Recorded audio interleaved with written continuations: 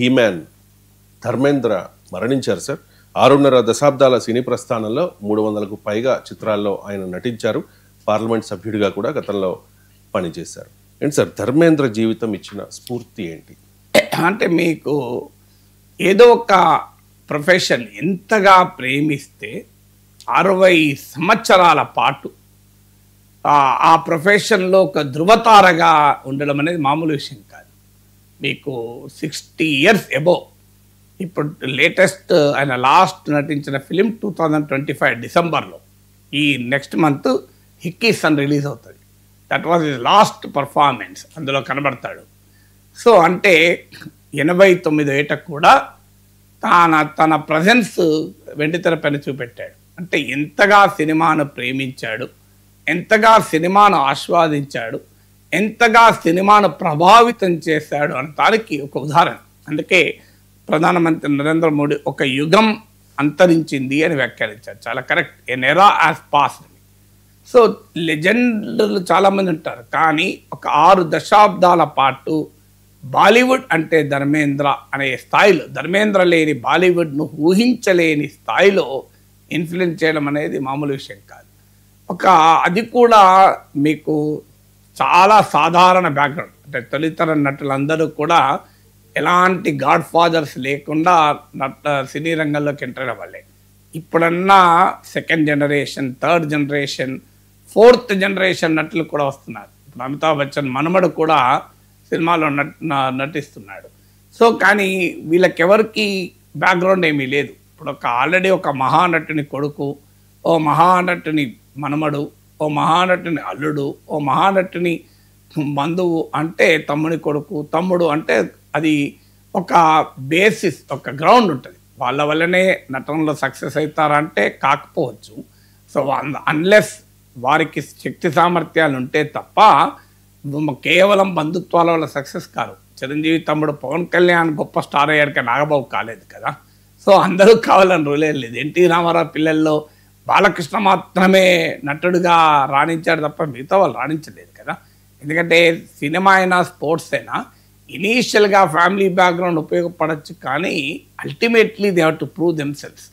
So కానీ ధర్మేంద్ర లాంటి వారు అది కూడా లేదు. ఒక సాధారణ స్కూల్ టీచర్ కొడుకు. సో ఒక చిన్న గ్రామంలో పుట్టి ఒక వెరీ మోడెస్ట్ హంబుల్ బ్యాక్గ్రౌండ్తో మీకు ఇండియన్ ఫిలింఫేర్ టాలెంట్ సర్చ్లో భాగంగా ముంబై వచ్చారు. అలా వచ్చి అప్పటి బాంబే నగరం, ఇప్పుడు ముంబై నగరాన్ని ఒక రకంగా వెళ్ళాడు. సో అది ఆయనకున్న ప్రత్యేకత. అంటే వెరీ మోడెస్ట్ బ్యాక్గ్రౌండ్, ఏ రకమైన బలగము వెనకాల లేకపోయినా తనకంటూ నైపుణ్యం ఉంటే ఎక్కడికైనా చేరవచ్చంతానికి ధర్మేంద్ర జీవితం ఈ తరానికి ఒక మెసేజ్. మీలో గనక ఫైర్ ఉంటే, నా బ్యాక్గ్రౌండ్ ఏంటి, నాకెవరైనా అండ ఉన్నారా, నాకు ప్రోత్సాహం ఇచ్చేవారు ఉన్నారా, నాకు చెయ్యి పట్టి నడిపించేవారు ఉన్నారా, ఇవన్నీ అనవసరం. ఒక సాధారణ బ్యాక్గ్రౌండ్ నుంచి వచ్చి కూడా ఒక అద్భుతమైన స్థాయికి ఎదగవచ్చు అన్నదానికి ధర్మేంద్ర జీవితం ఒక ఉదాహరణ. రెండవది, లైఫ్లో ఒక రంగంలో మనము ఆ ఉన్నత స్థాయికి రావచ్చు, కానీ ఆ రంగములో ఉండడము స్క్రీన్ పైన చూసినప్పుడు ధర్మేంద్ర యాక్షన్ను చూసి ఇన్స్పైర్ కావడం కాదు. ఆ తర్వాత కొన్ని దశాబ్దాల తర్వాత కూడా డైలాగ్స్ ఇప్పటికీ కూడా ఏ దోస్త్ హమ్ నహీ తోడేంగా అని ధర్మేంద్ర డైలాగ్ ఇప్పటికీ తోడేంగే అని ఇప్పటికీ మాట్లాడుతుంటారు. ఇప్పటికీ Sholay is an iconic film. So అందువల్ల ఆ రఫూల్ ఔర్ ఫత్తర్ నుంచి మొదలుకొని షోలే ఇలాంటి సినిమాలు even today iconic films. Hindi రాని వారికి కూడా మీకు ఆ రోజుల్లో మేము చిన్నప్పుడు చూసేవాళ్ళం.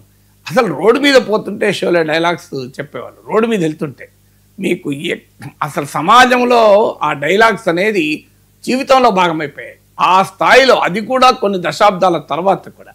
నేను నా నేషనల్ టెలివిజన్లో చూశాను, జనరేషన్స్ ఆఫ్ ఫిలిం పర్సనాలిటీస్ ధర్మేంద్రతో నటించి పనిచేసిన వారు చెప్తుంటే ఆశ్చర్యం. ఇది ఏ రకంగా 6 దశాబ్దాల పాటు తాను నటించడమే కాదు, తన చుట్టూ ఉన్న సినీ ప్రపంచాన్ని ప్రభావితం చేసి సినిమాను కేవలం సినిమా హాలకు పరిమితం చేయకుండా ఇంటికి తీసుకొచ్చి కుటుంబంలో భాగమై, సో ఒక నిరంతరం మన జీవితాల్లో భాగంగా ఆ సినిమాను తీసుకురాగలిగాడంటే మామూలు విషయం కాదు.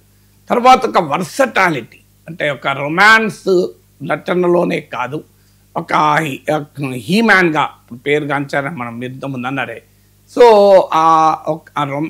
ఆఖరికి క్యారెక్టర్ ఆర్టిస్ట్గా కావచ్చు, ఇలా ఏ రోల్ అయినా ఆ రోల్లో ఒక అద్భుతమైన నటనా ప్రావీణ్యం, వర్సటాలిటీ అంటారు. ఇప్పుడు కొంతమంది కొన్ని రకాల క్యారెక్టర్, ఈవెన్ కామెడీ కూడా నటించాడు. ఇంట్రెస్టింగ్ ఏంటంటే ఇప్పుడు మన దగ్గర హీరో కమేడియన్ కాలేడు, కమేడియన్ హీరో కాలేడు, హీరో క్యారెక్టర్ ఆర్టిస్ట్ ఏదో తప్పనిసరి ఇక పాత్రలు రానప్పుడు, వేషాలు రానప్పుడు అవుతాయి చెప్పలేం, కానీ యొక్క సినీ జీవితంలో ఒక వర్సటాలిటీని చూపెట్టడం, సినీ అనే కాదు ఏ రంగంలో ఉన్నా ఆ వర్సటాలిటీ ఉండాలి. ఒక్క రంగంలో మనకు ఆ రంగానికి సంబంధించిన ఒక అంశమే కాదు, నీవు ఏ ఫీల్డ్లో ఉన్నా ఆ ఫీల్డ్లో ఉన్న విస్తృతమైన నైపుణ్యాల్ని ప్రదర్శించగలిగేటువంటి ఒక వర్సటాలిటీ. ఎప్పుడైతే వర్సటైల్గా ఉంటారో వాళ్ళ లైఫ్లో చాలా సక్సెస్ అవుతారు. తర్వాత వ్యక్తిగత జీవితం, నిన్న చాలామంది చెప్పేది ఆయన నిరాడంబరత్వం, సింప్లిసిటీ చాలామంది అప్రిషియేట్ చేస్తూ గుర్తు తెచ్చుకున్నారు. అండ్ హ్యూమన్ రిలేషన్స్, అంటే కేవలం నటనే కాదు, ఈజ్ గుడ్ ఎట్ హర్ట్. ఒక హృదయంలో కూడా చాలామంది సినీ స్టార్ సెలబ్రిటీల పైన ఒక విమర్శ ఉంటుంది, వారు సినీ స్క్రీన్ జీవితం చాలా అద్భుతంగా ఉంటుంది కానీ వాళ్ళ పర్సనల్ లైఫ్ చాలా దుర్మార్గంగా ఉంటుంది అని. వారు స్క్రీన్ పైన నటించినప్పుడు కోట్లాది ఫ్యాన్స్ ఉంటారు కానీ వాళ్ళు నిజ జీవితంలోకి వచ్చి ఫ్యాన్స్తో వివరించే తీరు చాలా ఘోరంగా ఉంటుంది. కానీ ధర్మేంద్ర విషయంలో అలా కాకుండా ఆయనతో పనిచేసిన వారు, కలిసి వివరించిన వారందరూ చెప్పేది ఏంటంటే అతని సింప్లిసిటీ, నిరాడంబరత్వము, వృత్తి, ఆయన ఆ హ్యూమన్ రిలేషన్స్, ఆ హ్యూమన్ టచ్ అనేది చాలా కీలకమైనది. అంటే ఒక ప్రొఫెషనల్గా సక్సెస్ కావడమే కాదు, ఒక హ్యూమన్ బీయింగ్గా కూడా సక్సెస్ కావాలి. Ultimately you may be a great professional, ఒక సినిమా యాక్టర్ కావచ్చు, ఓ టెక్నాలజీ పర్సన్ కావచ్చు, ఓ సైంటిస్ట్ కావచ్చు, but first of all your human being కదా. మానవునిగా పుట్టిన తర్వాతనే ఇతర రోల్స్ వస్తాయి. నువ్వు శాస్త్రవేత్త అయినా, సాంకేతిక నిపుణుడైనా, వ్యాపారవేత్త అయినా, రాజకీయ నాయకుడైనా, సినీ నటుడైనా, ఆ తర్వాతే మొదలు నువ్వు మానవుని. అందువల్ల ఆ హ్యూమన్ టచ్ అనేది ఒక మనిషిని ఆ ప్రొఫెషన్కే కాదు, ఆ వృత్తికే కాదు, ఆ సంపూర్ణమైన జీవిత చిత్రాన్ని ఆవిష్కరిస్తుంది. ఆ రకంగా Dharmendra not just a legend, not just an actor, ఆయన సినిమాను లైఫ్గా మార్చి కోట్లాది మంది జీవితాల్లో సినిమాను భాగం చేసి తన వ్యక్తిగత జీవితాన్ని, సినీ జీవితాన్ని మేళవించి ఒక యుగకర్తగా భారత సినీ ప్రస్థానంలో, ముఖ్యంగా బాలీవుడ్ ప్రస్థానం ఉండడం అనేది మామూలు విషయం కాదు. అందుకే అందరూ అనేది ధర్మేంద్ర ఇక లేరు, ధర్మేంద్ర లాంటి నటుడు ఇక రారు అని కూడా అనటానికి కారణం అది. Thank you so much sir. చాలా అంశాలకు సంబంధించి చాలా డీటెయిల్డ్గా విశ్లేషణ